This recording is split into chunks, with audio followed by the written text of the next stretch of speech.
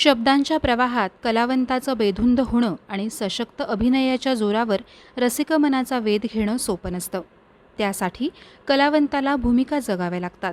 संगीताच्या मैफिलीवर स्वार होताना गाण्यातले केवळ शब्द नाही तर भाव समजून घ्यावे लागतात अन मग उमजतो स्वतःमधला मास्टर. दशावताराच्या रंगमंचावर बहुआयामी व्यक्तिमत्वाचा आविष्कार साकारत वेगळा आयाम निर्माण करणाऱ्या गोव्याच्या सुपुत्राला मास्टर दामू जोशींना आमचा मानाचा मुजरा. नमस्कार. प्रहार डिजिटलच्या अंतरंग दशावताराच्या मुलाखत सत्रात मी आपणा उपस्थितांचं आणि प्रहार डिजिटलच्या सर्व रसिक मायबापांचं मनपूर्वक स्वागत करतो. कोकणचा ध्यास आणि कोकणचा श्वास म्हणजे इकडची दशावतार लोककला. कोकणला एक स्वतंत्र ओळख असलेल्या या दशावतार लोककलेने अनेक रंगकर्मी या भूमीला दिलेले आहे. आज आपण अशाच एका ज्येष्ठ रंगकर्मीला भेटणार आहोत जे 68 वर्षातही चिरयौवन आहेत, तारुण्यात जीवन जगतायत.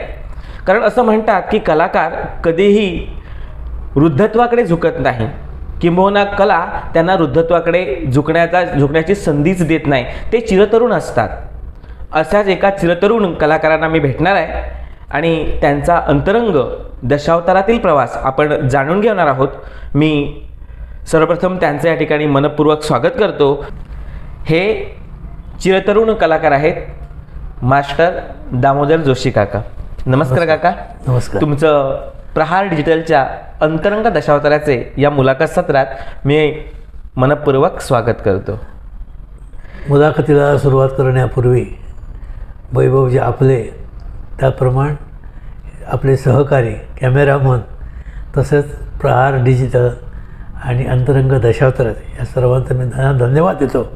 कारण मासे मारणारा जसा गळ टाकतो आणि मासा अचूक पकडतो, तसा तुम्ही मला हेरलत आणि इतक्या कोपऱ्यात मी गोव्यात बिंबल या गावात राहतो.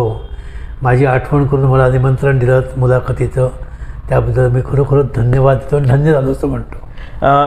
काका, खरंच तुमचं कर्तृत्व इतकं मोठं आहे की तुमच्याशिवाय मुलाखत सत्र आमचं कदाचित अपूर्ण होऊ शकतं. मित्र, मी सुरुवातीला चिरतरुण हा शब्द का वापरला? कारण जसा सिंह हा वृद्धापकाळात सुद्धा आपली गर्जना आणि आपली शिकार स्वतःच करतो, तसं बिंबलपासून सावंतवाडी इतक्या अंतरावर 100 किलोमीटरच्या अंतरावर सकाळी 6:30 वाजता सुरू केलेला प्रवास तुम्ही आत्ता कुठे थांबवलात. तसंच दशावतारातील प्रवाससुद्धा तेवढा तुमचा झंझावाती होता.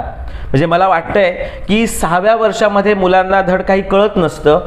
कारण आजही कॉलेजच्या मुलांना जेव्हा आपण प्रश्न विचारतो तुम्ही मोठेपणी कोण होणार, तेव्हा त्याची उत्तर त्यांना धड देता येत नाही. आणि अशा 6व्या वर्षी तुम्ही दशावताराचं स्वप्न बघितलात आणि ते पूर्ण करण्यासाठी स्वतःच्या हातातलं घड्याळसुद्धा विकलात. बरोबर. आणि त्यावेळी मॅट्रिक ही खूप मोठं शिक्षण मानलं जायचं. गोव्यासारख्या प्रांतामध्ये जन्माला येऊन सुद्धा तुम्ही कोकणची संस्कृती जपलात आणि खऱ्या अर्थाने कोकणच्या संस्कृतीमध्ये एक मेरुमणी ठरलात. हे सगळं आपण ह्या सगळा आपण प्रवास तुमचा जाणणारच आहोत. पण तुमच्या ह्या त्यागाबद्दल मी खरंच तुम्हाला मनस्वी सलाम करतो. आपण जो त्याग केलात, कारण त्यावेळी नोकऱ्या प्रचंड उपलब्ध होत्या, पण नोकरीच्या जंजाळामध्ये न फसता आपण दशावतारासारखं क्षेत्र का निवडलात? का तुम्हाला आवड निर्माण झाली की मी दशावतारातच करिअर करू इच्छितो? आवड म्हणजे माझ्या वडिलांना मी बघितलं नाही, भालचंद्र, आणि त्याला टोपण म्हणजे बाळूकाका म्हणायचे. झालं असं की म्हणजे जे जुने त्यांच्या वयाचे जाणते कोणते सांगतो की तुझा बाप संगीत नाटकामध्ये काम करायचा. म्हणजे मास्टर दिलाच्या कंपनीमध्ये गोव्यात त्यांची त्यावेळी टीम होती आणि त्यावेळी ते स्त्री भूमिका करायचे असे लोक सांगतात. जुन्या सोबत्रामध्ये आपण ते सोबत्र नाटक मी खूप शोधलं पण नाही मला मिळालं. कुठं नाव मिळतं काय, आपल्या वडिलांची नाव निशाणीचं नाही ह्या कलेविषयी. आणि तो एक उपजतच गुण माझ्यात रक्तात आला. 11वी झालो मी 1972 साली. आणि त्यावेळी गोव्यात नोकऱ्या वगैरे नव्हत्या तशा, म्हणजे विशेष नोकऱ्या अशा नव्हत्या. मग कारण नुकतंच गोवा विलीन झालेलं 61 सालामध्ये. आणि आता काय करायचं, पण ही कला ही आवड होती मला. आणि लहान म्हणजे कळू लागल्या म्हणजे दिनापासून म्हणजे म्हणा किंवा 6व्या-7व्या वर्षापासून आमच्या दरवाजात एक नाटक व्हायचं मामा चिमणकरचं. आणि ते कायम मी बघायचो. आणि आमची 70 तालुका आहे नाही, हा तालुका कसा आहे 70 गावांचा तालुका म्हणतो 70. तर प्रत्येक गावात नाटकं व्हायची आणि ती सगळी नाटकं आम्ही बघायचो लहानपणापासून. कलाकार कसे नाटक करतात, कसे रंगतात, कसे. आणि मग त्यांच्यावर जवळचं मग त्यांच्या कुशी झोपायचं. वामनदाजी, गोविंद नेतुरकर, त्याच्यानंतर वसंत परुळकर, हे जे जुने जाणते नाना केसरकर, आबा केसरकर, हे यांच्या कुशी, डांबरेकर, धोंडी मानकर, सखाराम तळवडेकर यांच्या कुशीत जाऊन झोपायचं. घरी जायचंच नाही. संध्याकाळी ते आले का त्यांच्या कुशीत जाऊन झोपायचं.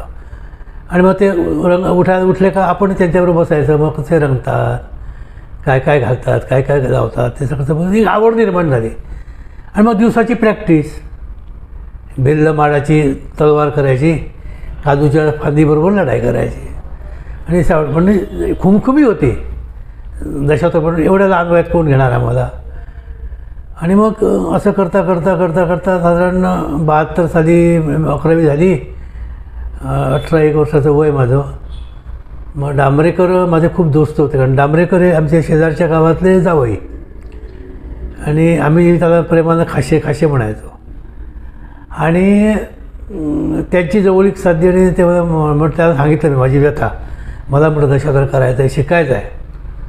तर हा मिळाला. त्यांनी मला मग 72 साली आजगावकर कंपनीमध्ये एंट्री मिळाली आजगावकरमध्ये. आणि त्यावेळी ते आपा बांबर्डेकर कंपनी चालवायचे. त्या कंपनीमध्ये पांडू शिरसाट, भाई येवाळकर, गुरु खानोलकर असे कलाकार, तुकाराम गावडे आणि मी एकदम पोरकट नवीन त्यावेळी, म्हणजे अण्णाजी आता म्हणतात. तुकाराम गावडे एकदम नवीन, म्हणजे आम्हाला कळत होतं काय असं. आणि अशात त्या मोठ्या मोठ्या शिंगाडी पार्ट्यामध्ये आम्ही राहिलो.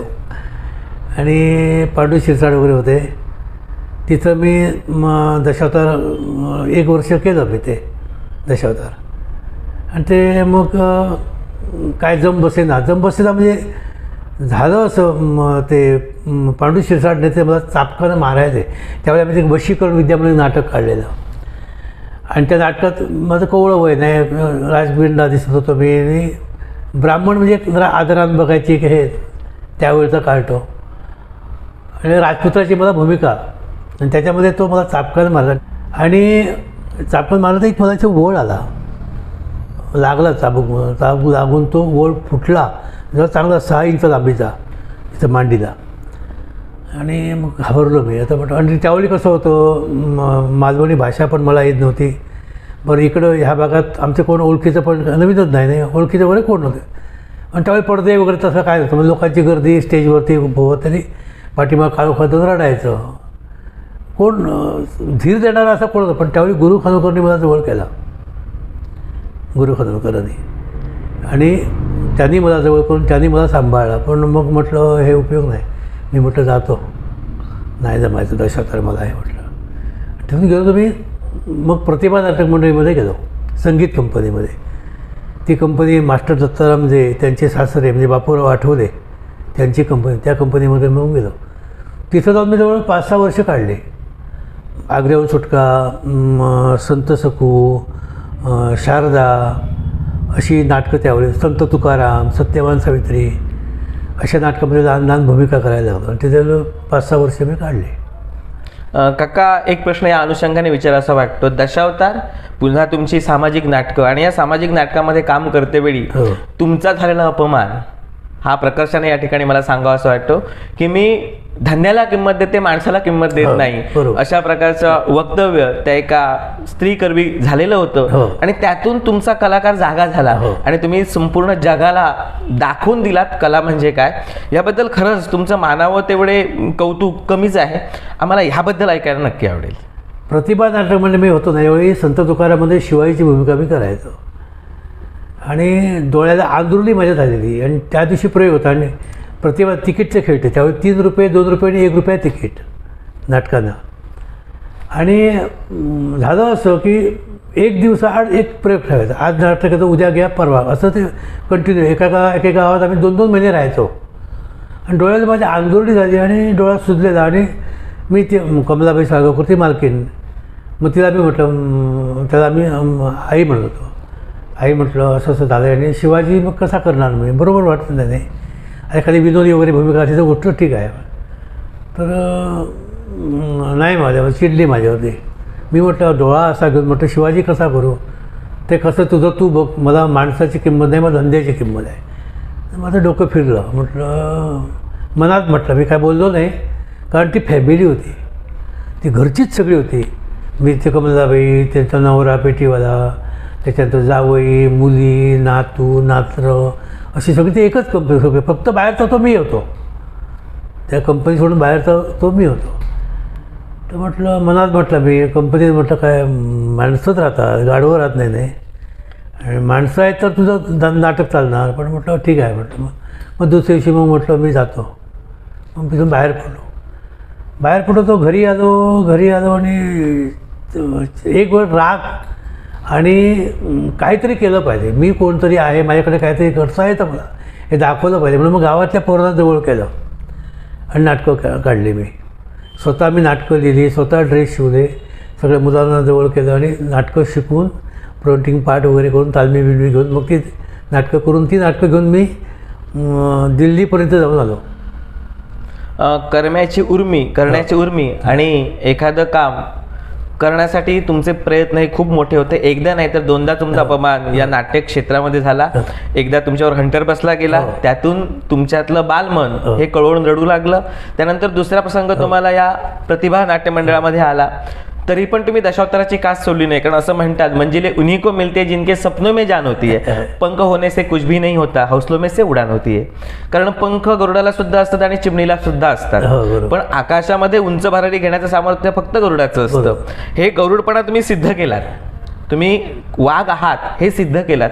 मग हे सिद्ध करत असताना तुम्ही कोणकोणत्या मंडळामध्ये आपली अदाकारी दाखवली? झालं असं 72 सालीमध्ये SSC मी झालो हे सगळं. आणि त्याच्यानंतर 84 सालमध्ये मला भालचंद्र आरुळकर कंपनीचे मालक भालचंद्र आरुळकर यांनी दादामुळी गोठवण्याचे वारले, त्यांना बरेच 2 पानी पत्र लिहून पाठवलं, माझ्या घरी पाठवलं त्यांना.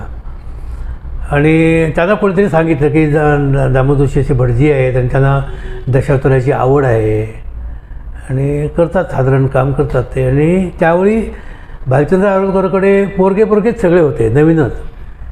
त्याच्यात जाणते कोण म्हणजे जाणकार कोण, दादा मुळी, नाना उटोणकर, सुरेश बरकुटे हे तितके, आणि बाकी कृष्णा गोसावी, शंकर मोरे, मी, भास्कर वैद्य, दिलीप मिस्त्री, असे आम्ही 9 पोरकट, अशी यांची ती एक टीम होती. आणि मग त्यावेळी त्यांनी मला पत्र वाचलं. म्हटलं बायकोला, मुलं लहान होते माझी त्यावेळी, आणि त्यावेळी फोन वगैरे काय नव्हते. तर मी काय करू, तर बायको म्हणाली तुम्ही चला, इथं राहू नको तुम्ही, इथं राहून काय व्हायचं नाही म्हणाले. आणि त्यावेळी मी भिक्षुकी करायचो, पण ती भिक्षुकी काय कंटिन्यू असत नाही. कोणी काही यजमान कोणी काय ठरवलं केलं तर ते असतं, म्हणजे तुम्ही चला, तुम्हाला आवड आहे ना, तुम्ही चला. तर म्हटलं मुलं लहान आहेत गं म्हटलं, आणि बागायती वगैरे आहे, आणि तुम्ही सांभाळते. बायको माझी बेळगावची, त्याला यातलं काही गंध नव्हता त्यावेळी. आणि कारण 82 साली माझं लग्न झालेलं, नंतर 84ची गोष्ट. म्हणजे तुम्ही चला, काळजी करू नको, मी बघते सगळं काय ते. मग मी बॅग भरली आणि मग त्यांच्याबरोबर बाहेर पडलो. असं म्हणतात की प्रत्येक यशस्वी पुरुषाच्या मागे एक स्त्री उभी असते. मी खरंच प्रहार डिजिटलच्या या माध्यमातून काकींना सुद्धा खरंच धन्यवाद देईन. त्यांनी तुम्हाला दशावतार नाट्यकलेला वाहून घेण्याची संधी मिळाला, म्हणून असा एक नाट्यकर्मी या रंगभूमीला मिळाला हे नाकारता येणार नाही. काका, तुम्ही अशा प्रकारची नाटकं सादर करत असताना तुमच्या आयुष्यात आलेला एखादा अविस्मरणीय प्रसंग आम्हाला ऐकायचा. तर आधी 72 साला 84मध्ये आरुळकरकडे आलो मी, 84 ते 90. त्याच्यानंतर मग 91 साली मी मामाकडे आलो. प्रसंग तसे बरेच आहेत, सांगेन मी पुढं.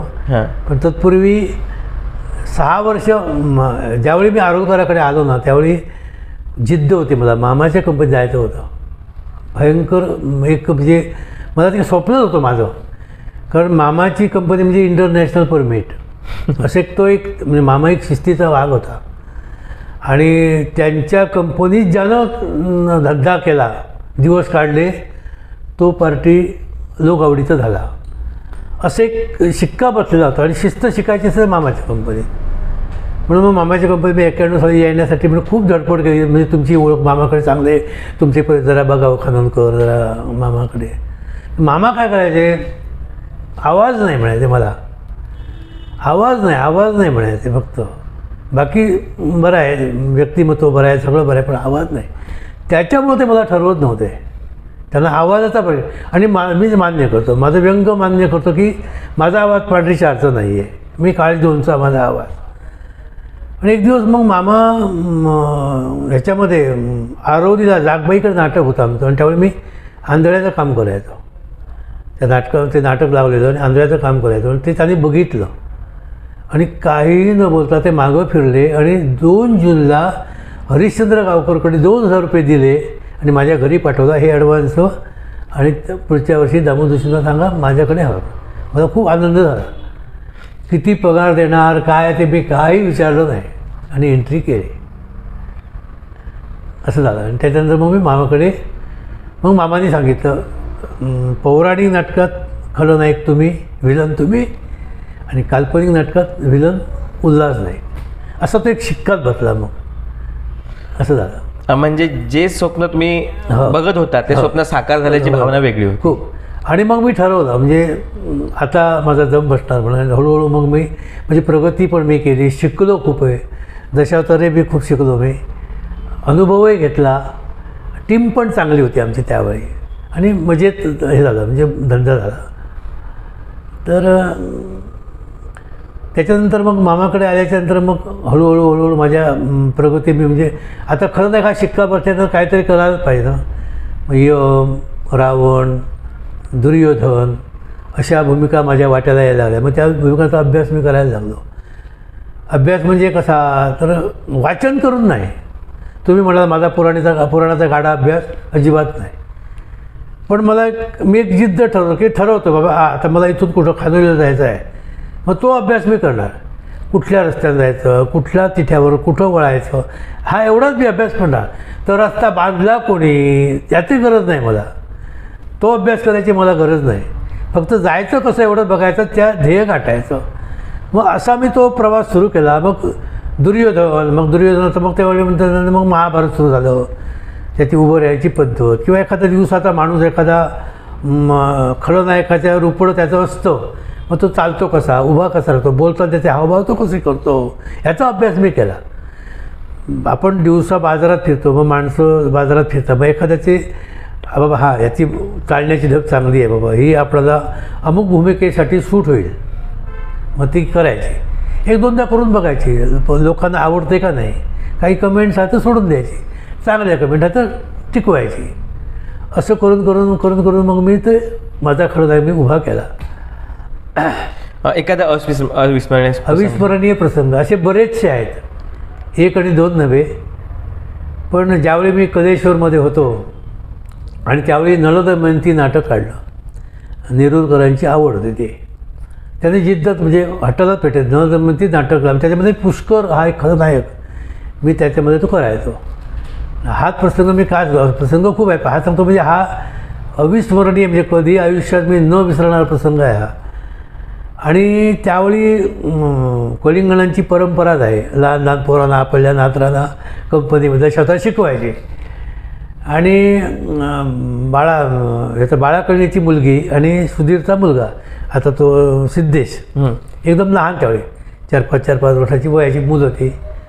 आणि हा आमचा नलराजा करायचा सुधीर, बाळाची दमयंती करायचा, आणि ती 2 मुलं त्यांची.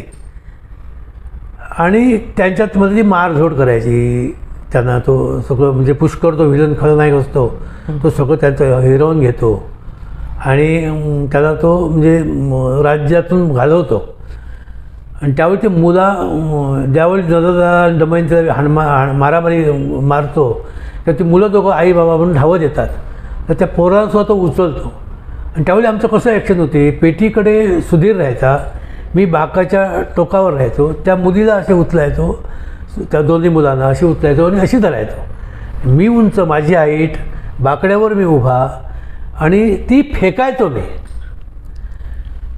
तो ते नाटक लागलं का त्या मुलांना तो आणायचा आणि ती मी मेकअप केला का ती घाबरायची मुलं, रंगपटातच रडायला लागायची, त्यांना भीतीच वाटायची माझी. असं करता करता चौक्यामध्ये नाटक आणि रस्त्याच्या बाजूलाच नाटक आणि असे शेकारे होते, दगड खूप असे बारीक बारीक दगड होते आणि त्याचं ते नाटक ते. आणि बाबी कलिंगण तो एक जबरदस्तच माणूस, त्याला ते मनात आलं का मग ते बिचारा त्या बैलगाडीवाल्याला तो नाटकामध्ये बैल दाखवण्यासाठी ती बैलगाडी जोडून नेरूरवरनं चौक्यात इतका, मग मासे धरायला मग तो बाबल म्हणून एक रिक्षावाला, त्याच्याकडे प्रत्येकाला कामं वाटून दिली. मग ते नाटक लागलं, हां तू मासे आणायचे, त्यानं बैलगाडी घेऊन बैल घेऊन जायचे. हौस पक्षी ते कुऱ्हाडे पेट्रोल पंप आहे ना, त्यांचा तो हौस पक्षी होता, तो जाऊन आणायचा. असे ते उद्योग सगळे मग सर्कसच ती. आणि तो प्रवेश आला चौक्यात, सुधीरला मारहाण केली, ती मुलं धावत आली, त्यांना मी अशी बाजूला केली, सुधीर तिथं उभा आहे, मी असा बाकड्यावर उभा आहे, असं धरलं त्याला मुलीला त्या आणि असा फेकली तिला मी अशी उंचावर ना, अशी फेकली, पण ती घाबरच काय. आणि असं जॅकेट होतं माझं, ती जॅकेट हाताने धरलं पटकन, त्याच्यामुळं गॅप चुकलं. फेकण्याची स्पीड माझी बरोबर होती, पण तिची जायची जी स्पीड होती का नाही, ती जॅकेट धरल्यामुळं ती अलीकडे पडली, त्याच्या सुधीरच्या हाताला मिळाली नाही ती. आणि पडली ती कशी पडली, छाती बसली त्याची आणि गाल तोंड बसलं होतं आणि हे सगळं काळं निळं झालं आणि तोंडातून रक्त आलं. ते मी पण घाबरलो, मला 2 थेंब झाली सुरुवातीत माझ्या, आणि पडली ती निश्चितच पडली, म्हणजे बेशुद्धच पडली. आता म्हटलं कायमचं आयुष्याला डाग लागला म्हटलं मनात माझ्या, म्हणतो मी. आणि का म्हटलं बाद झालं, म्हणजे आता मी आयुष्यात परत तोंडाला रंग लावू शकणार नाही, हे असं मी, म्हणजे मला डोळ्यातून माझ्या पाणी आलं. आणि मग तिला उचलली, रिक्षेत घातली, मालवणला नेली, तीच 8 दिवसांनी बरी झाली. सगळे कुठे ते इतकं प्रकरण झालं, ते पब्लिकमधून एक दगड आला, एक म्हातारीनं तसा दगड उचलला, मारला, तुम्हाला इथं लागला. आणि तिथं अक्षरशः आईवरून शिवी घातली, मालवणी भाषेत आईवरून शिवी घातली आणि लोकांच्या पोराक मारून टाकूचा केले काय रे. एकदम मला एकदम घामच आला मला. मी म्हटलं पुरे गणपती तिथंच गणपती धावा केला बाबा, म्हटलं हे वाचव मला, तू मला म्हणण्यापेक्षा ते पोरीला वाचव. पण ते 8 दिवसांनी मग बरी झाली, आता तिचं लग्नही झालं, सगळं झालं. पण हा एक प्रसंग. आणि दुसरा प्रसंग इथं वड गणपती पिंगोळीला. आणि मला वाटतं ते वाढदिवस काय गणेश जयंती असं काय ते नाटक, ते आणि सत्यवान साहित्य नाटक. आणि म्हणजे पाऊस नाही, वारा नाही, काय नाही. आणि ते आता तुम्ही जातात तिकडं, तुम्ही गणपतीच्या देवळाच्या पाठीमागं बघा वडाचं झाड आहे आणि तिथंच ती स्टेज, म्हणजे जो पब्लिकला तो वड सारखा दिसतो. आणि हरिश्चंद्र गावकर, सत्यवान आणि मी येऊन, आणि हे म्हटलं नाटकही चांगलं लागलं आहे आणि नेपथ्य म्हणजे लोकेशन पण चांगलं आहे. मग ते सत्यवान चढला झाडावरती, कारण तो झाडानं खाली तोडतो, ते खाली तुटते, खाली पडतो तो नाही. आणि त्याचवेळी यम तो एंट्री करतो, असा तो प्रवेश. तो 1 मीटरवर वर चढला, फादी तोडण्याचे अभिनय त्याने केले, खाली पडायचे अभिनय केले आणि मी एंट्री केली यमाची, हातात पाश घेऊन मी असा उभा. म्हणजे काढ एकदम आवाज झाला, तो गणपतीच्या देवळाच्या वरती स्लॅबच्या वरून एवढी जाड फांदी अशी रस्त्यावर गेलेली, ती मोडली. आणि खाली सगळीशी दुकानं होती खाली.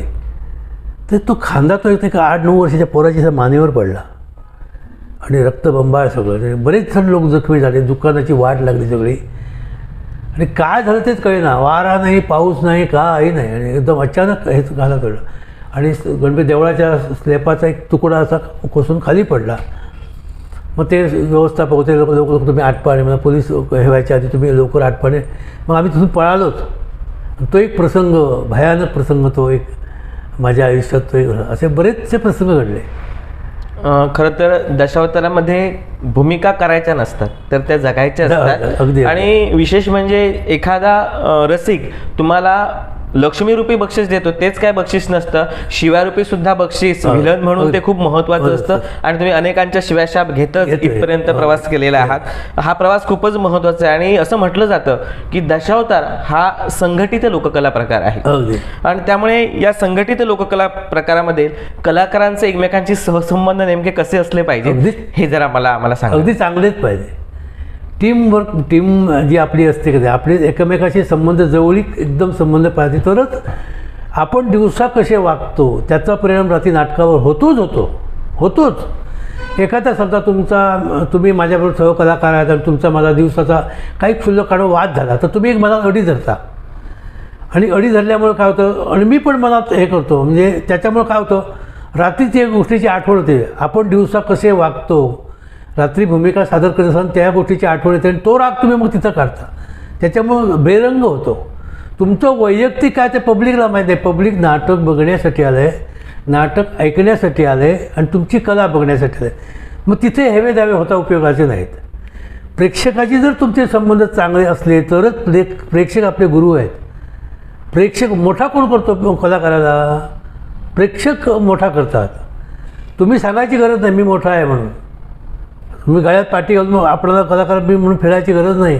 प्रेक्षक ठरतात, तो बाबा माणूस होत. आता बघा दशावतार हे असं आहे की लोकांच्या जवळची कला, म्हणजे मुक्त ही कला आहे.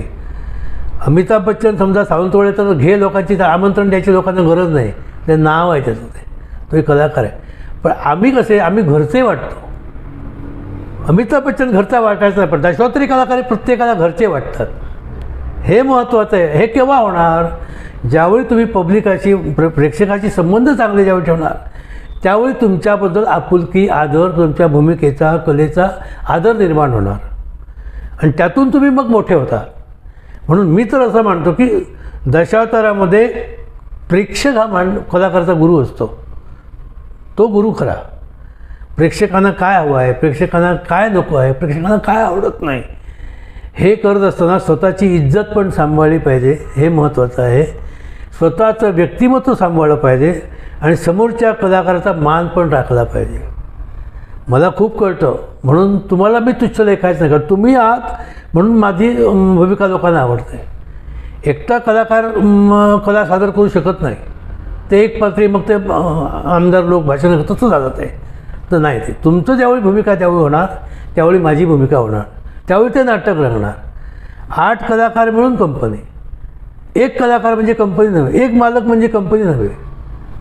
मालकांनीसुद्धा कलाकाराशी संबंध चांगले ठेवले पाहिजेत आणि कलाकारांनी गाववाल्याशी संबंध चांगले ठेवले पाहिजेत, प्रेक्षकाशी संबंध चांगले ठेवले पाहिजेत. तरच तुम्ही मोठे होता. शिकण्यासारखं मिळतं.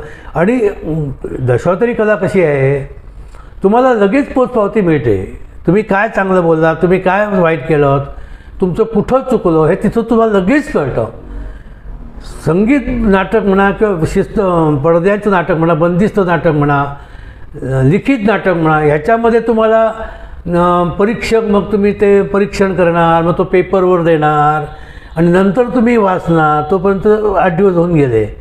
हे तिथं तसं नाही. चुकला इथंच तुम्हाला हे चुकला असा अनुभव आहे. पण म्हणून त्यात एखाद्या प्रेक्षकानं कलाकाराची उणीव दाखवली त्या कलाकाराला, म्हणून तो प्रेक्षक वाईट नव्हे, त्याला तुम्ही दोष देऊ नको. तुम्ही तुमचं कुठं चुकलं ते बघा. त्यानं दाखवलं ते त्याला योग्य वाटतं, त्यानं दाखवलं हे बाबा तुमचं चुकलं म्हणून. एक कलाकार असा होता, आम्ही सकाळी रंग वगैरे पुसला, नाव सांगत नाही, रंग वगैरे पुसला, रस्त्यावर गाडी भरतायत आमची, रस्त्यावर आम्ही उभे, एक म्हातारा माणूस काठी टेकत आला, जवळजवळ 80-82 वर्षाचं वय. तुम्ही भटजी ना? होय म्हटलं मी भटजी.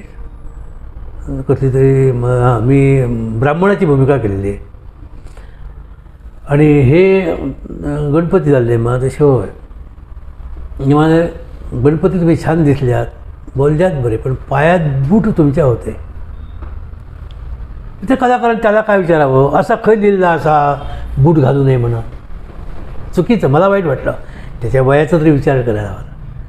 जो माणूस 80-82 वर्षाचा माणूस तुझी चूक सांगतो त्याला तू हे उत्तर द्यायचं नाही हो थंडी लागता, काहीतरी कारण सांगणे, वेळ मागणे, पुढच्या खेपी नाही घालणं, प्रश्न मिटला का नाही, त्याचं मन दुखावलं का नाही.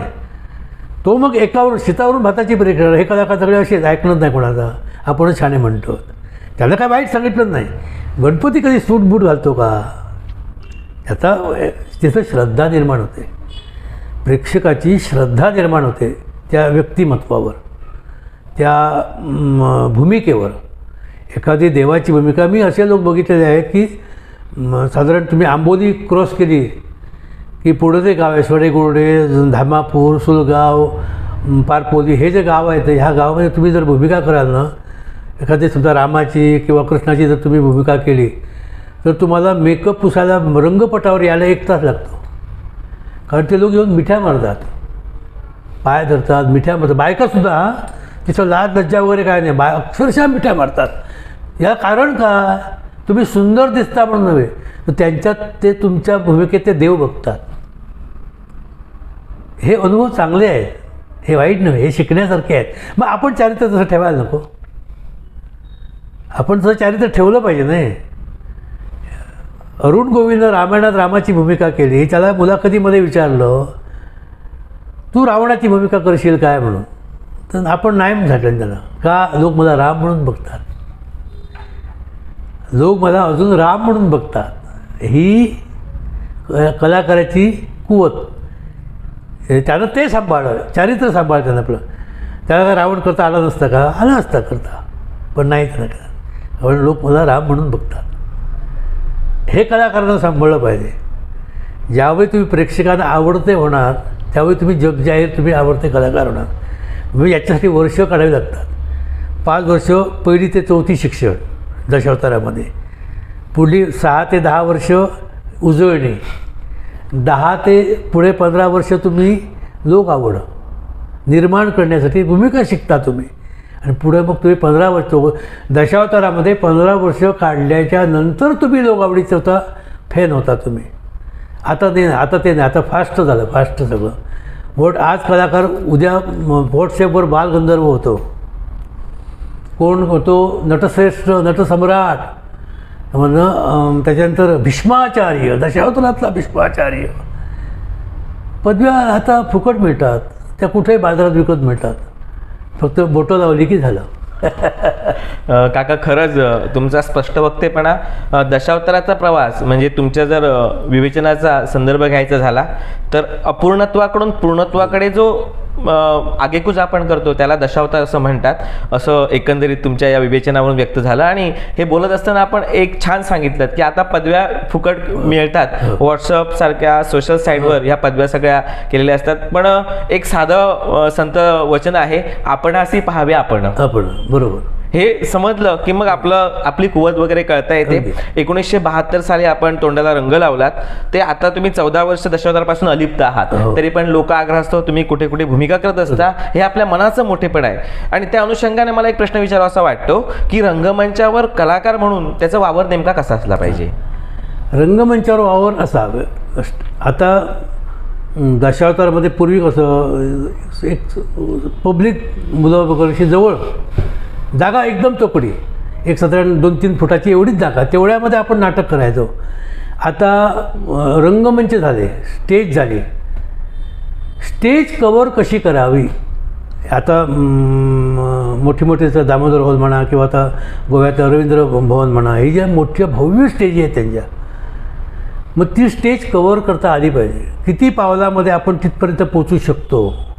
एखादी भूमिका आहे तर ती, आताचे कलाकार काय होतात, त्यांना ती सवय पडली वळण इंद्रिया सगळा सवय देतात. नाही, तुम्ही स्टेजीचं माप बघा नाही, स्टेजचं किती बाबा स्टेज आहे, आपल्याला किती स्टेज कवर करायची आहे ते तुम्ही ठरवा आणि मग ती कवर करा. तर आता बहुतेक मी बघितलं मोठ्या स्टेजमध्ये पेटीकडे राहून बोलतात सगळे कलाकार.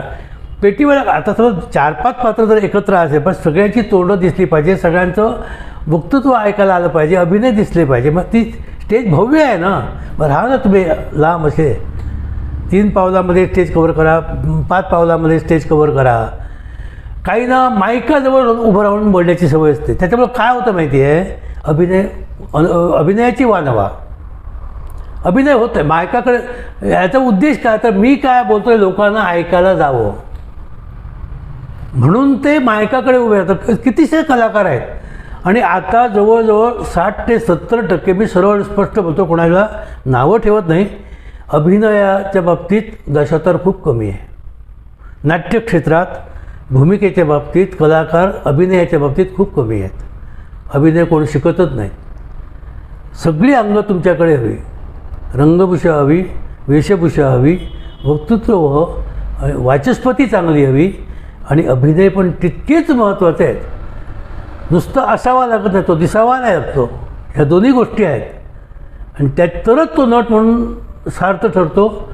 रंगमंचावरचा वावर आपला तसा पाहिजे. एखादा कलाकार बोलत असताना आपण, आता माझं बोलणं तुम्ही ऐकता, मग मी बोलत असताना तुम्ही ते ऐकून माझ्या बोलण्याला काय प्रत्युत्तर द्या. तुम्ही 2 गोष्टी तुम्ही 2 in 1 केलं पाहिजे. एक म्हणजे माझं ऐकलं पाहिजे आणि दुसरं मनन केलं पाहिजे. एकाच वेळी 2 गोष्टी केल्या पाहिजेत. दशावतारामध्ये तसं होतं. दशामध्ये कसं होतं, डोळे नजरेनं काम केलं पाहिजे, कानाने ऐकलं पाहिजे, बुद्धीनं काम केलं पाहिजे, स्मृती ठेवली पाहिजे आणि मनातल्या मनात अभ्यास केला पाहिजे. असे म्हणजे कंप्लीट शरीराला तुमच्या व्यायाम असतो. मेंदूला तर असतो पण कंप्लीट शरीराला तुमच्या व्यायाम असतो. मी बोलत असतो बाबा आता हा माणूस काय बोलणार आहे, एकदा हां बाबा तुम्ही काय बोलणार, वैभव खद्दो काय विचारणार, हे बोलता सवय झाली का नाही, मग सवय झाली का मग अंदाज येतो, तुमच्या बोलण्याचा अंदाज येतो. बाबा तुम्ही आता काय विचारणार, ही कल्पना येते आपल्या डोक्यात. मग आता मी बोलत आहे पण मी आता पुढच्या प्रश्नाचं उत्तर काय ते आता मी त्याच्यावर टाईप करतो आहे मनात. अशी सगळी ते जोडून आलं पाहिजे. करायचं म्हणून करू नको. पैसे मिळतात, नाईट मिळते म्हणून लोक आता कोणालाही नाव चांगलं टाळ्या वाजवतात. डोंबाऱ्याचा खेळ सुद्धा केला तरी टाळ्या वाजवतात. त्या टाळ्या तुम्ही महत्त्वाच्या म्हणू नका. बक्षीस तुम्ही महत्त्वाचं म्हणू नका. बक्षीस देण्याचे खूप प्रकार आहेत. हेटाळणी म्हणून देतात. आपल्या परिवारात म्हणा किंवा आपल्या मित्राची मस्करी म्हणून देतात. भांडणं झाली आहेत. ह्या बक्षिसाच्या पायात भांडणं मी बघितली आहेत. माझगाव गुलाबी नाका आहे ना, गुलाबी नाका, तिथं नाटक. आणि त्यावेळी 2-2 रुपयाच्या 5 नोटा, करकरीत नोटा. त्यावेळी 2-2 रुपयाच्या 5 नोटा 3 पोरांनी आणून माझ्याकडे दिल्या आणि नाव सांगितलं. आता मला सांगा तुम्ही, आता आम्ही भूमिकेच्या गडबडीत असतो, मेकअपच्या गडबडीत असतो. तुम्ही आला तरी दिलं, मला बक्षीस दिलं, नाव सांगा दामू जोशी. मी तुम्हाला कुठं ओळखतो, तुम्ही नाव सांगितलं दामू जोशी. मी गेलो आणि दामू जोशी म्हणून नाव सांगितलं, बक्षीस जाहीर केलं. दामू जोशीने ऐकलं, त्यांना राग आला. राग कशा प्रकारचा आणि कशासाठी आला हे काही कळत नाही. एक त्यांना वाईट म्हणजे अपमान झाल्यासारखा वाटला असेल किंवा काहीतरी असेल किंवा एखादा शत्रू त्याचा विरोधी कोण असेल तो देत असेल आणि ते झालं. बक्षीस मी जाहीर केलं. परत माझे प्रवेश संपवला. विराटला रंगपटाला आलो मी आणि भलतीच 2-3 पोरं आली. तुमका बक्षीस दिला ना, तशी होय. तर नाव तुम्ही सांगले, तर होय सांगली. ज्याने दिलं त्यानं नाव सांगितलं, सांगितलं. तर ते देणारे आमका तुम्ही दाखयशात. तर म्हटलं मी आता कुठं बाजार फिरत होतो, मी माझ्या भूमिकेत आहे आणि इतकं कोण बघत बसलं आहे. दिलं बक्षीस, नाव ऐकलं, ठेवून दिलं.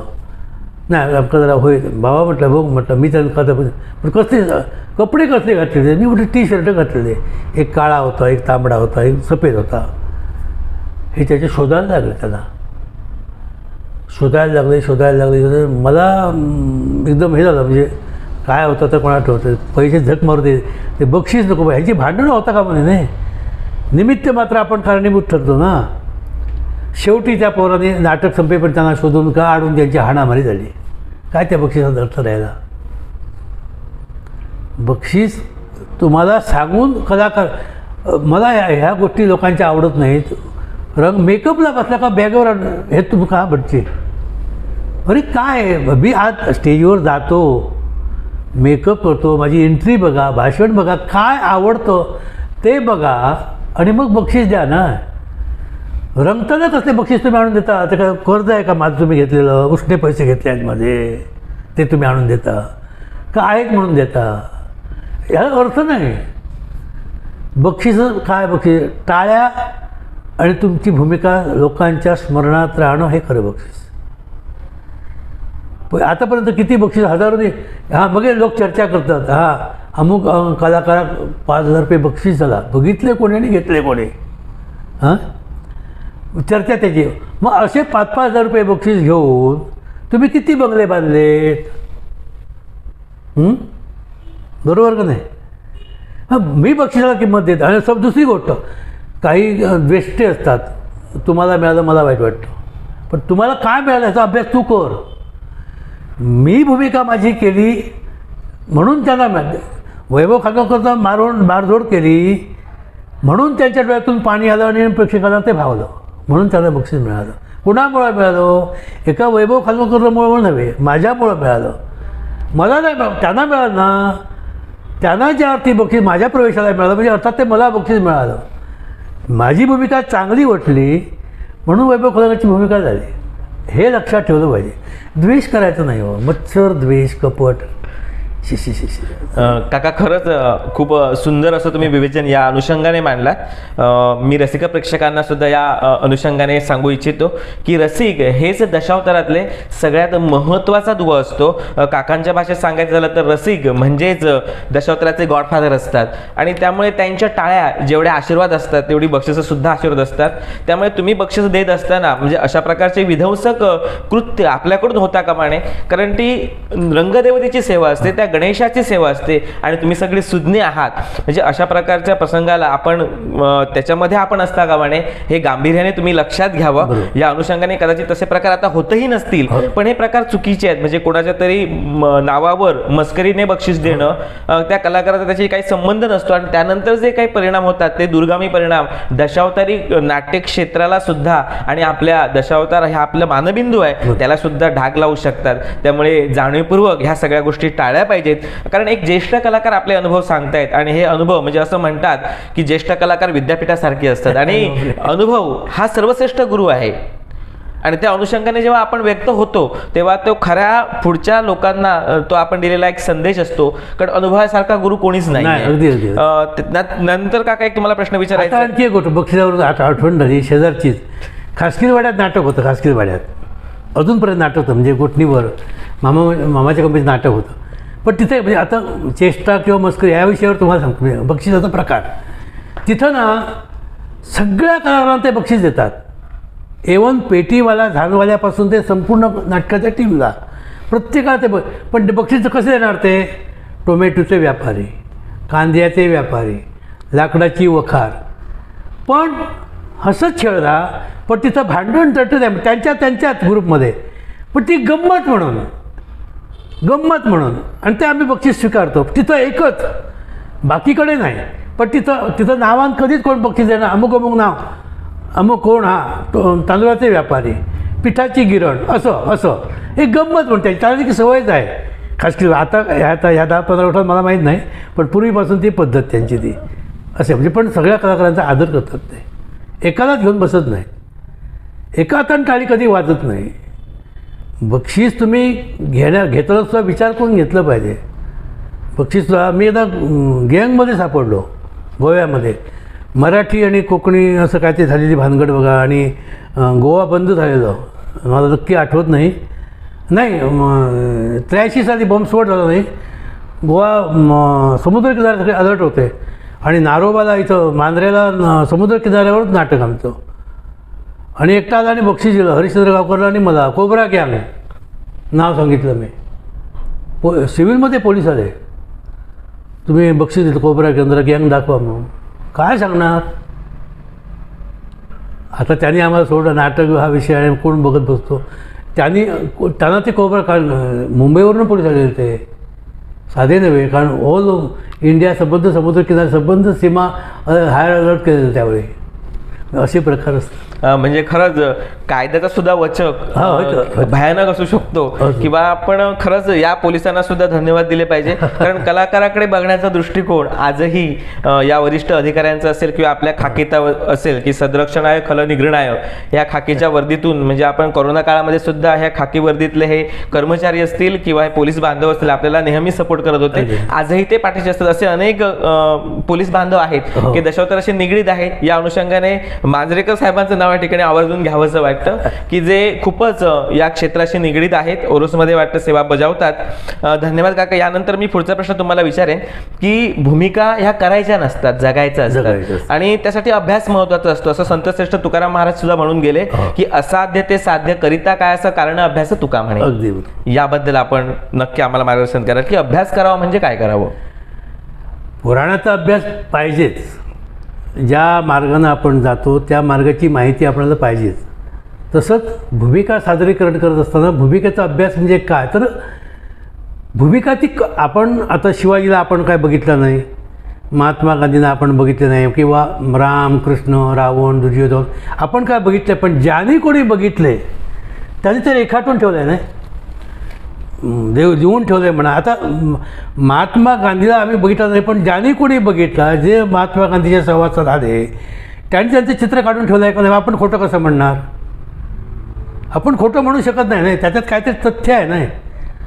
मग तो अभ्यास करत असताना आपण दुर्योधन कसा असेल, मग त्याची जन्म घटना काय आहे, पद्मस्ती किंवा दिवसा कोल्हेकुई झाली, रक्ताचा पाऊस पडला, असं काय वर्णन केलेलं आहे. मग अशी व्यक्ती जन्माला येणं म्हणजे त्या व्यक्तीचा स्वभाव कसा असेल, त्याची नजर कशी असेल, त्याचे हावभाव कसे असतील, म्हणजे आमच्या आताच्या भाषेमध्ये चॅप्टरगिरी अशी ही कशी असेल, ही कल्पना आपण केली पाहिजे त्या भूमिकेत फिरत असताना. आता कंस, रावण, यम, दुर्योधन किंवा एखादा असुर, दैत्य, ब्रह्मराक्षस, तर ज्यावेळी सारस्वत बँकेच्या अमृत महोत्सवाला सगळ्या कंपनीने भाग घेतला, आम्ही मामाच्या कंपनीने भाग घेतला आणि गोकुळचा चोर हे आम्ही नाटक सिलेक्ट केलं आणि त्याच्यामध्ये 92 सालातली गोष्ट, म्हणजे 91 सालात मी मामाकडे आलो आणि 92 सालातली गोष्ट आहे. मामा त्यावेळी नव्हते, वारलेले. आणि कंस माझ्या वाट्याला आला आणि कुडाळेश्वराकडे स्पर्धा त्या सारस्वत बँकेच्या, सुरेश प्रभू, आणि मग हा कृष्ण कंस असेल कसा हे मी हा हा हा हा हा नाही, आताचे राक्षस तसे येतात, हा हा हा हसले वेळे आदळ आपट केली, आले तुमच्या घरी तुम्ही आदळ आपट करता, घरी तुम्ही गेल्यानंतर आदळ आपट करून जाता का, नाही, शांतपणे घरात जाऊन घरात कोण आहे हाक मारा ना. मग कंस हा कसा असेल, ज्या कृष्णाच्या हाती मला कंसाला मरण आहे कळल्याच्या नंतर त्या कंसाची परिस्थिती काय होणार आहे, आणि तो कंस हे कळल्यानंतर त्याची परिस्थिती काय होणार. एखादं समजा तुम्ही आता मला धमकी दिली की जोशी तुम्ही जर खालूच्या गावात आला तुम्हाला आम्ही ठार मारणार, कर्मधर्म संयोगात मी समजा खालूच्या गावात पोचलो आणि तुम्ही मला समोर दिसला तर मला घाम फुटणार, पुढं काय व्हायचं आहे ते होईल, तुम्ही काय कराल ते कराल. मग अशी परिस्थिती माझी होणार. मग तशी ती कंसाची झाली ना, कृष्णाच्या हातून मला मरण आहे हे कळल्याचं कंसाची परिस्थिती. मग तो कंस मी तसा सादर केला. मग आता स्पर्धा म्हटल्यानंतर काही काही कलाकारांनी भाड्याचे कपडे आणले, भव्य दिव्य असे कपडे आणले, पण मी काही आणलं नाही, काही नाही. निळं माझं आकाशी रंगाचं जुनं सोवळं होतं, हातबंद बाजूबंद, मिशी लावली, उघडा, डोक्यावर फक्त मुकुट आणि खांद्यावर गदा, एकशेला, इतक्यातच मी गेलो. काही कलाकारांनी माझी काय खोज आणि काय काय मला पटायला हवं, तुम्ही बरं सांगता, मला नाही पटलं. मला ती भूमिका मी माझ्या पद्धतीनं ती बसवली, भले नाही बक्षीस मिळेल पण ती माझ्या पद्धतीत मी करणार, मला ती पटली आहे जशी तशीच मी करणार. तुम्ही सांगता म्हणून मी वाकडा चालणार नाही, मला ते पटायला पाहिजे, हा वाकडा का चालतो, का चाललं पाहिजे. तसा तो कोर्स मी केला. संजीवनी कुट्टी कलेक्टर, त्यावेळी संजीवनी कुट्टी कलेक्टर, 40 मिनिटाचा माझा एकट्याचा प्रवेश, शांतपणे त्याने ऐकून घेतला, छत्री घेऊन पाऊस पडत होता. 40 मिनिटाचा माझा एक प्रवेश झाला पहिला. सगळे टोटल प्रवेश 3. गोकुळच्या तो नाटकामध्ये कौशला प्रवेश फक्त 3, पहिला, मधला आणि शेवटचा. त्या 40 मिनिटाच्या प्रवेशातच मी सगळं कमावून गेलो. हे माझं मला कळलं. मी भूमिका सादरीकरण केली ती जगून केली हे मला पटलं. त्याप्रमाणे मी तो केला. 10 कंपन्यांमध्ये माझा खलनायक 1 नंबरला आला. 1 नंबरला आला. आणि मच्छिंद्र कांबळेच्या हस्ते रवींद्र भवन मुंबईला त्याचा बक्षीस वितरण समारंभ झाला. अशी भूमिका. थोडक्यात काय तर ऐकावे जनाचे करावे मनाचे. तुम्हाला पटलं पाहिजे नाही ते, तुम्हाला पटलं पाहिजे नाही. काका, आपण बिंबल गोव्याचे सुपुत्र आहात आणि गोवा जर आपण बघितला तर त्याला सांस्कृतिक परंपरा खूप व्यापक आहे. संगीताशी गोव्याचं एक वेगळं नातं आहे आणि आपणही संगीतातील दर्दे जाणकार आहात आणि त्याबद्दल संगीत क्षेत्रामध्ये आपले असलेली ओढ याचा दशावतार क्षेत्राशी नेमका म्हणजे त्याला फायदा काय झाला का? दशावतारामध्ये तुम्हाला काय त्याचं बेनिफिट मिळालं? मी आधी क्षमा मागतो, संगीतातलं मला काहीही माहिती नाही. तुम्ही मला राग, हे गाणं कुठल्या रागामध्ये आहे म्हणून विचाराल मला, मी त्यातनं अज्ञान एकदम, मी खरं ते सांगतो. पण संगीताची आवड मला लहानपणापासूनच. मग अमुक एखादं गाणं, त्याची धुंद कशी असेल, त्याची चाल कशी असेल, त्याची ठेव काय आहे, हे मी तुम्हाला निश्चित सांगू शकतो. जे म्हणणार ते सुरात आणि तालात म्हणणार, शिक्षण नाही पण ऐकून ऐकून म्हणजे कसं, शिकण्यापेक्षा ऐकून सुद्धा तुम्ही आत्मसात कला लगेच होते. आता संगीताचा विषय बोलायचा झालं तर गाण्यामध्ये प्रकार आहेत. भक्तिगीताचा भाव वेगळा, भावगीताचा भाव वेगळा, प्रेमगीताचा भाव वेगळा, विरहगीताचा भाव वेगळा, विराणीचा भाव वेगळा, वीरश्रीचा गाण्याचा भाव वेगळा. ह्रस्व दीर्घ बघून त्याच्यावरती गाण्याच्या शब्दावर आणि गाण्याच्या स्वरावरती त्या गाण्याचा आणि चालीवरती त्या गाण्याचा भाव निर्माण होतो. तो करता आला पाहिजे. कुठलंही गाणं म्हणत असताना ह्या गाण्याची बाबा ठेव काय आहे, कुठल्या शब्दावर जोर दिला पाहिजे सांगायची गरज आहे. मग हे गाणं अमुकच कॅटेगरीमध्ये बसतं हे सांगायची गरज नाही. आता उदाहरण तुम्हाला सांगतो मी. आता प्रेमगीत आहे. आताचं हे प्रेम हे आता सगळेच करतात. प्रेम नजरेत प्रेम करता येतं. मिठ्या मारल्या, डोळा मारला म्हणजे प्रेम नाही असं होत नाही. नजरेनं प्रेम करता येतं पण त्याला ते प्रेम जुळून यायला वेळ लागतो.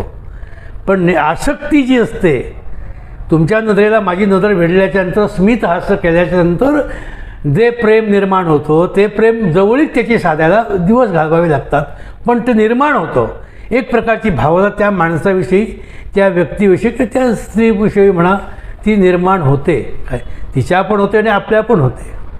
मग ते आपल्याला कसं आहे, आपल्याला ते भाव गाण्यातून निर्माण केले पाहिजेत.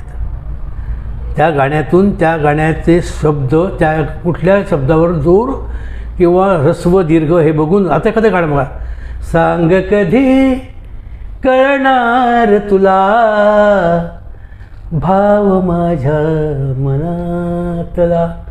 आता कसे म्हणतात, सांग कधी कळणार तुला, भाव संपला, तो भाव गेला. हे घ्या, ह्रस्व दीर्घ, शब्दाला गोडवा द्या, त्याला चकाकी द्या. त्या सांग कधी कळणार तुला भाव माझ्या मनातला. स्पष्ट शब्द ऐकायला येऊ दे, पब्लिकला ऐकायला येऊ दे. निर्माण होणार प्रेम. प्रेक्षकात सुद्धा तुमच्याविषयी प्रेम निर्माण, समोरच्या व्यक्ती ज्याच्याविषयी तुम्ही भाव निर्माण करतात. आता एखादं विरह गीत आहे, समजा एखादा प्रेयसी, त्यांचं प्रियकर प्रेयसी प्रेम जमलं त्यांचं, पण त्याचं त्या मुलीचं लग्न तिचे आईबाप समजा दुसरीकडे करून देतात. मग अशा वेळी त्या प्रियकराची अवस्था काय होईल? ही भूमिका जगा. एक क्षण असतो तो, एक क्षण, 2 तासाचा क्षण नव्हे तो क्षण हा एक घटका सुद्धा नाही, म्हणजे मोजता येत नाही असा तो एक क्षण असतो. मग त्यावेळी आपल्या मनातले भाव तिला कळवले पाहिजे, तिच्या मनावर परिणाम झाला पाहिजे, स्वतःच्या डोळ्यात पाणी आलं पाहिजे. तिची ताटातूट होणार ह्या कल्पनेनं त्या कलाकाराला ती भूमिका प्रिय करायची तू जगला पाहिजेस एक क्षणापुरता, विक्स घालून नाही. विक्साच्या डब्याला गिऱ्हाईक खूप आहे आता. विक्स घालून तुम्ही रडू नका, स्वतः तुम्ही रडा. असा कोण रडा? काळीज, त्या माणसात तसं काळीज पाहिजे. भाव म्हणजे भाववश तो झाला पाहिजे. एखादा विसरशील खास मला दृष्टियाड होता, वचने ती गोड धोड देशी जरी आता, विसरशील खास मला दृष्टियाड झाल्यावर सृष्टी निराळी, व्यवसाय ही विविध विविध विषय भोवताली, गुंतता तयात तुझी वचन आठविता, विसरशील खास बोला दृष्टियाड होता, वचने ती गोड धोड देशी जरी आता, विसरशील खास मला. काका, खरंच आपलं संगीतावरचं असलेलं प्रेम किंवा आपण जे हृदयापासून सगळं आपण करतो, या हृदयाचे त्या हृदय असं म्हटलं जातं. आपण प्रेमभावनाचं सुद्धा खूप सुंदर अशा प्रकारचं विवेचन या ठिकाणी केलं जातं. असं म्हटलं तुम्ही आता भाव कळला पाहिजे असं म्हटलं जातं की प्रेम करण्यासाठी शब्दांची गरज नसते, शब्दा वाचून कळले सारे शब्दांच्या पलीकडचे. आणि हे सुद्धा म्हटलं जातं, म्हणजे 14वीला असताना मी एक शेअर केलेला प्रेमाबद्दल, कोई आंखों से बात कर लेते, कोई आंखों से मुलाकात कर लेते, कोई आंखों से बात कर लेते, कोई आंखों से मुलाकात कर लेते, बड़ा मुश्किल होता है जवाब देना जब कोई खामोश रहकर सवाल करती है. हे जेव्हा कळतं तेव्हा खऱ्या अर्थाने ती कला असते, ती अदाकारी असते, ती बहरून येते. काका, अप्रतिम. म्हणजे तुमच्या ह्या गाण्याला किंवा तुमच्या प्रत्येक गाण्यात आपण भूमिका, आपला अभ्यास आपण भूमिका कोणकोणत्या करतो. एखादा खलनायक करतो किंवा चरित्र अभिनेता करतो, मग त्याच्यामध्ये काही ना काही प्रसंग असतात. आणि नाटक हे चारच रंगावर चालतं. म्हणजे वीररस म्हणा, करुण रस म्हणा, वीरश्री रस म्हणा, हे जे हे आहेत, जे रस आहेत, रंग नव्हे रस, तर 4 रसावरच नाटक चालतं. दशावतार नाटक त्या कुठलंही नाटक 4 रसावर चालतं. मग ह्या गाण्याचा आपल्याला कुठं उपयोग होणार? किंवा तुम्ही आता हिंदी गाणी इतकी सुंदर गाणी आहेत, जुनी गाणी इतकी छान आहेत. दो हंसों का जोड़ा बिखड़ गयो रे, गजब भय रामो दुल्हन गयो रे. किती सुंदर शब्द आहे त्याच्यात. मी कायम ही गाणी ऐकतो. छान, म्हणजे जुनी गाणी इतकी सुंदर आहेत. आताची काय नवीन गाणी आता रचवतात, म्हणतात ते म्युझिकसुद्धा करुण रस जो असतो का नाही, तो सुद्धा म्हणजे कोमल स्वरावरती बोट पडल्याच्यानंतर काळजात भिडलंच पाहिजे तो, आणि पाणी डोळ्यात आलंच पाहिजे. विराणी, आता हा प्रकार झाला प्रेमगीताचा झाला, वीरगीता झाला, ते विराणी. डोळ्यात सांज वेळी आणू नकोस पाणी, त्या दूरच्या दिव्याना सांगू नको कहाणी. आजवर सांगू नको कहाणी, डोळ्यात सांज. ही विराणी. तो भाव व्यक्त झाला पाहिजे. हो, आता हे दशावतार पळतात. हो, मला सांगा तुम्ही, संथपणा हा नाही, बडवायचं फक्त बडवत आहेत. अरे लोकांना लोक नाटक बघायला आले, डोंबाऱ्याचा खेळ बघायला आले नाही. तुम्ही काय बोलता त्यातून ज्ञानामृत आमचं संस्कृती आहे, दशावतारी आमच्या धर्माची संस्कृती आहे, ती आपण जपली पाहिजे. नाही लोकांना ऐकायला येऊ दे ना. आपण काय बोलतो, आपण लोकांना काय ज्ञान देतो ते लोकांना कळलं पाहिजे. तुम्ही बडवत राहिला आता आणि किती पळतात हो, किती पळायचं. लढाई लंगार म्हणतात ते लंगार हो, ते पाऊल तरी उचलायला आलं पाहिजे. म्हणणं आता ती सवय कसं आहे, गिड्ड आहे म्हणजे तोटकं आहे ते लांब करता येतं, लांब आहे ते तोटकं करता येतं, ते गिड्ड करता येतं, ते आखूड करता येतं. पण आखूडच आहे ते लांब कसं करणार तुम्ही. तशी यांना सवय झाली आहे, पळत राहायचं, फक्त पळत राहायचं. आणि मृदंगाला बोल नाहीत का, स्पष्ट येऊन दे ना ऐकायला. जो काय तुम्ही बोल वाचतो तुमचा ते मृदंगावर, तसे ते मृदंगावर येत नाही हो, नुसते बडवतात. राम कदम संगीतकार माहिती आहे, त्यांची मुलाखत मी एकदा ऐकली. अशा मी मुलाखतीवर ऐकतो, मी आपल्याला उपयोग होतो. मग त्यांना प्रश्न विचारला, वप्पू काळेकर ते मला वाटतं मुलाखत घेत होते.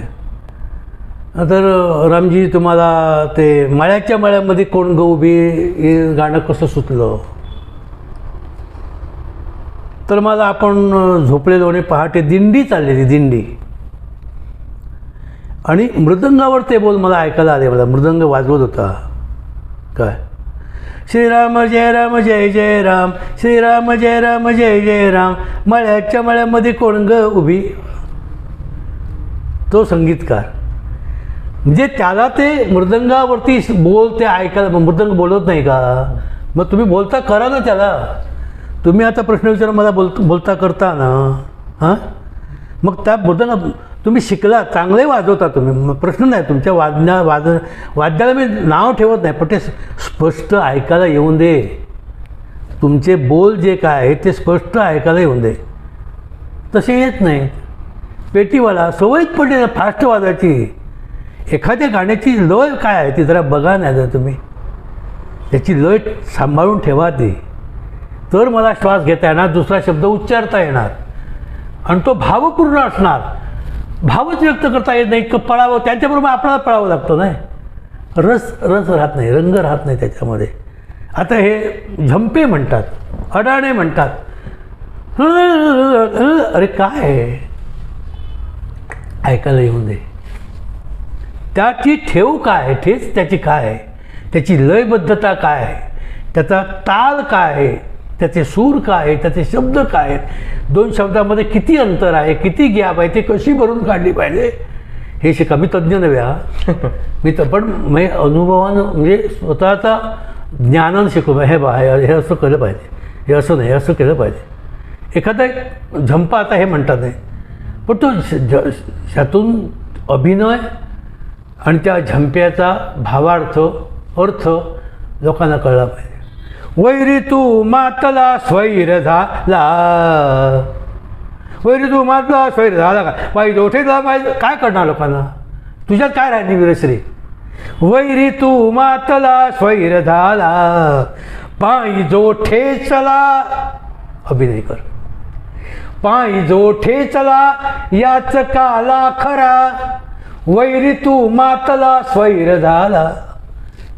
असं असे म्हणा ना, असे तुम्ही म्हणा ना.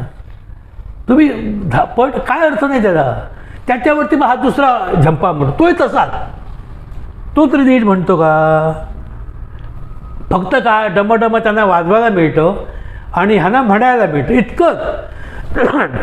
त्याच्यामागे हेतू काहीही नसतो, काहीही हेतू नसतो. लंगार किती फास्ट ते आता कल्पना तुम्ही करा, एखादे दोन वैरी एकामेकासमोर दुर्योधन आणि भीम उभे आहेत, ते काय लंगार नाचणार का. लंगार नाचणार नाही, ते युद्ध करणार बरोबर. पण हे लंगार हा विषय का घातला आहे तर एक नाट्यरूप. लंगार हे शास्त्रात नाही आहे, ते कुठं लिहिलेलं नाही आहे. किंवा दोन दुश्मन एकामेकासमोर आल्याच्यानंतर ते काय लंगार नाचणार नाही, ते एकामेकावर शस्त्रच उभारणार बरोबर. एकमेकाचे ते कट्टर हाड वैरी आहे, ते एकामेकाला समोरासमोर आल्यानंतर शस्त्रच मानेवर ठेवणार. लंगार हा प्रकार नाट्यरूप हे विषय वेगळा आहे.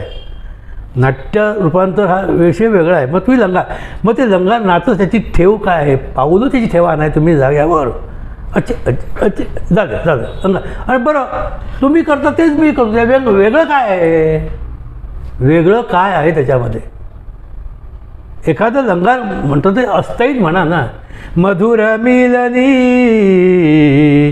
आज लाभला सुगंध सोन्याला, लावणी भुलली अभंगाला, लावणी भुलली अभंगा.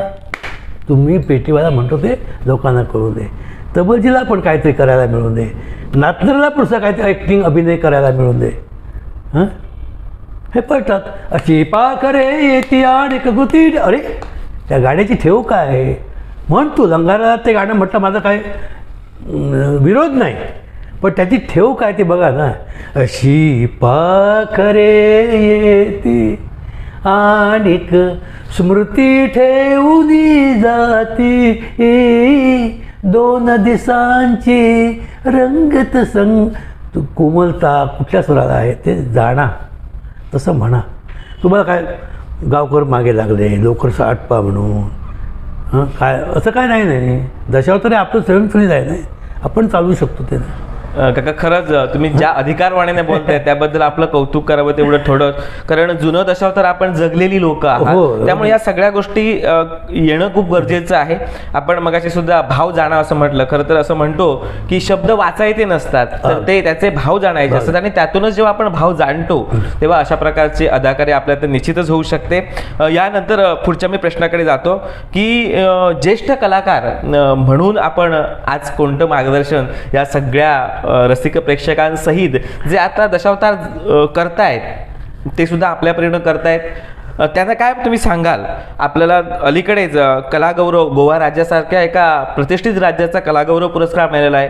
आपण अनेक वेळा खलनायकाची प्रथम क्रमांकाची पारितोषिकं पटकवलेली आहेत. गोव्याचे सुपुत्र असून सुद्धा तुम्ही सिंधुदुर्गाची जी सेवा केलेली आहात आणि कोकणची मानबिंदू असलेल्या दशावतार लोककलेमध्ये आपलं जे योगदान आहे ते शब्दात मोजणं तर खूपच कठीण आहे. दुर्योधन म्हणा, त्याचबरोबर कौस म्हणा, तुम्ही रेवणनाथ मधला साकारलेला यमधर्म म्हणा, हे आजही जनमानसाच्या मनामध्ये घर करून आहेत. आणि त्यामुळे तुम्ही जरी दशावतारापासून आता संन्यास घेतला असाल किंवा पूर्ण वेळ त्या काम करत नसाल तरी पण मार्गदर्शक म्हणून वेळोवेळी हे नवीन कलाकार तुमच्यापर्यंत येतील. आमच्यासारख्या रसिकांना हे मार्गदर्शन असणं गरजेचं आहे, कारण कला ही परिवर्तनवादी असते. अगदी बरोबर.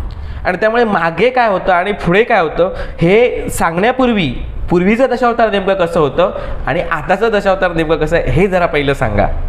पूर्वीचं दशावतार अभ्यासू होतं आणि भीतीग्रस्त होतं.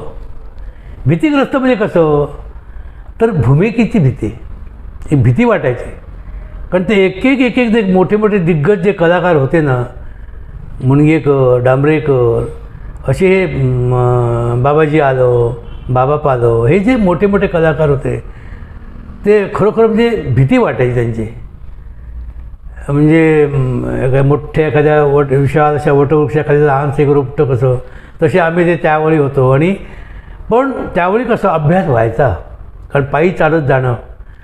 मग आणि दुसरी गोष्ट कशी, नवीन कलाकाराला कसं कुठली तरी आमचे मोठ्या वृक्षाखाली लहान रोपटी वाढतात, म्हणजे कोणाची तरी सोबत हवी असते, कोणाची तरी मैत्री करायची असते आणि ती करावी लागते आणि केलीच पाहिजे. आणि त्यांच्याकडून तुम्हाला शिकता येतं. मग रात्री माझं बाबा काय चुकलं, कुठला शब्द गेला, किंवा त्यानं मला असं विचारलं मग त्याला उत्तर काय द्यायला हवं, अशा या गोष्टीचा अभ्यास होता.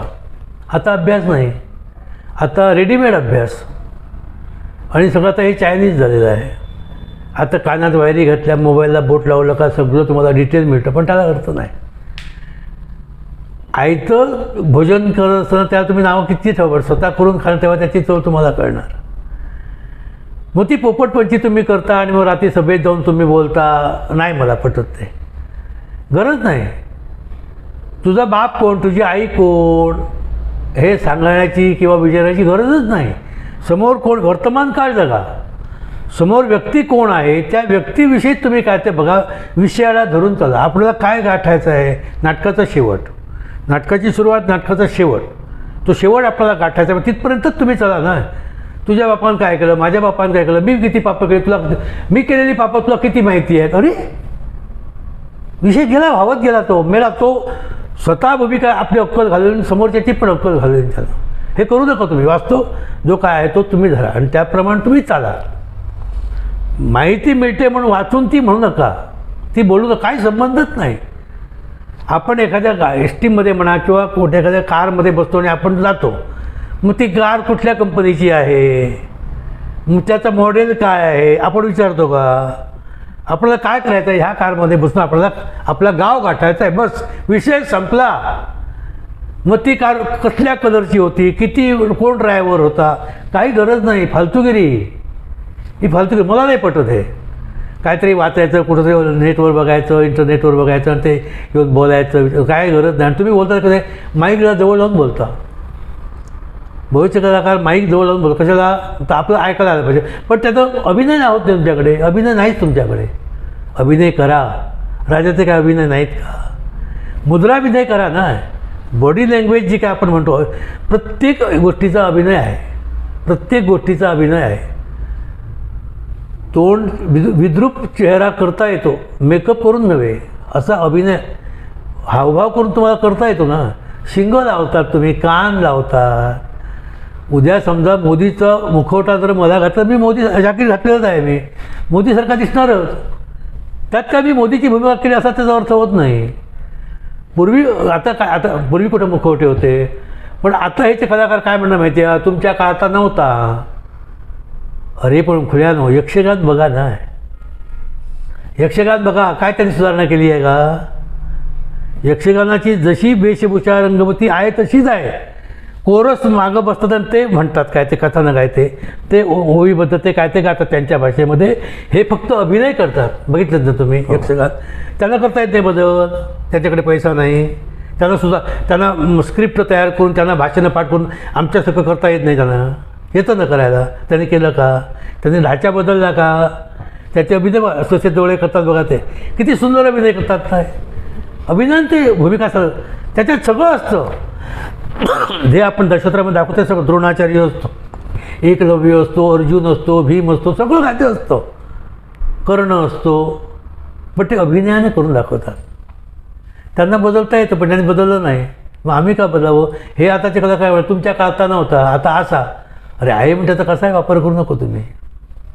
आहे, मान्य आहे. राक्षस म्हटल्याचं तो ब्रह्म राक्षस, शिंग बिंग लावून तुम्ही जाता. आता बाबा एखादं अमृतमोहिनी नाटक आहे, त्यामध्ये नंदीची भूमिका आहे. तेव्हा मिळत नव्हती, पण तरीसुद्धा तेव्हा नंदी लोक मान्य करत होते ना. आता शिंग लावा तुम्ही, माझं काय म्हणणं नाही, जे हवं ते. पण आता तुम्ही मुखवटे, राक्षसाला मुखवटे घालून तुम्ही जाता, मग तुमच्या चेहऱ्यावरचे अभिनय बघणार कोण? ब्रह्मराक्षस निर्माण करा, अभिनय निर्माण करा. नाटकाची निर्मिती कशी झाली? ज्यावेळी मनुष्य प्राणी जन्माला आला, त्याचं ज्ञान थोडंसं म्हणजे भाषा अवगत नव्हती, त्यावेळी एका वाटसरूला एका वाघानं वाटेत अडवलं. ते तो आपल्या समाजात जाऊन सांगतो. कसं? वाघानं काय केलं ते वाघाचे अभिनय करून तो सांगतो. वाघानं बोलायला येत नव्हतं त्यावेळी माणसाला, म्हणजे भाषा नव्हती. ते नाटक अभिनय करून, आपले अभिनय करून तसं दुसऱ्याला करून दाखवणं, ह्याला नाटक म्हणतात. तर ही नाटकाची अशी निर्मिती झाली. मग ते अभिनय तुम्ही करून दाखवा ना. नुसते आता अशोक सराफ, हमीदाबाई, मी माझ्या आयुष्यात चांगल्यांची सहवास, कृष्णकांत दळवी, दाजी भाटवडेकर, मास्टर दत्ताराम, हे सगळे जे नट, सगळ्यांच्या, प्रभाकर पडी, सगळ्यांच्या सहवासात मी होतो. कारण त्यावेळी ॲडव्हर्टाईज, मी सावंतवाडीला येऊन जात होतो. ॲडव्हर्टाईज जी तिकीटची नाटकं जी होत होती, चंद्रलेखा, कला, दी गोवा असोसिएशन, या सगळ्यांची नाटकांची कॉन्ट्रॅक्ट माझ्याकडे होतं ॲडव्हर्टाईजचं. त्यावेळी गाड्या माईक लावून, स्पीकर लावून आज राहतो करत, तेव्हा ते मी करायचो. त्याच्यामुळे सगळं ते माझ्या बघण्यात आहे. हमीदाबाईची कोठी, विजया मेहता डायरेक्टर, विजया मेहता, हमीदाबाईची कोठी नाटक, आणि त्याच्यामध्ये अशोक सराफ खलनायक करायचा, आणि नीना कुलकर्णी, आणि त्या नाटकाची ॲडव्हर्टाईजमेंट मी करायचो. ते त्या नाटकाचे मी सगळे ऑल गोवा आणि सावंतवाडी, राजापूरपर्यंत बघितलेत रोज. तर त्याच्यामध्ये तो अभिनय करायचा अशोक सराफ.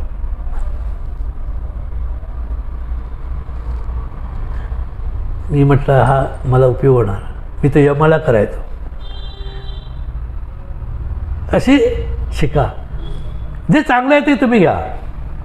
आपण हॉटेलमध्ये गेल्यानंतर कालचं काय शिळ आहे तर विचारत नाही, काय गरम काय आहे, चांगलं ते खातो. मग चांगलं काय आहे ते आपल्याला जे पटतं, आपल्याला जे चांगलं वाटतं ते तुम्ही घ्या आणि त्याचा उपयोग करा. खरंच काका खूप सुंदर आपण जे अधिकारवाणीनं या ठिकाणी भावी कलाकारांना जे मार्गदर्शन करता.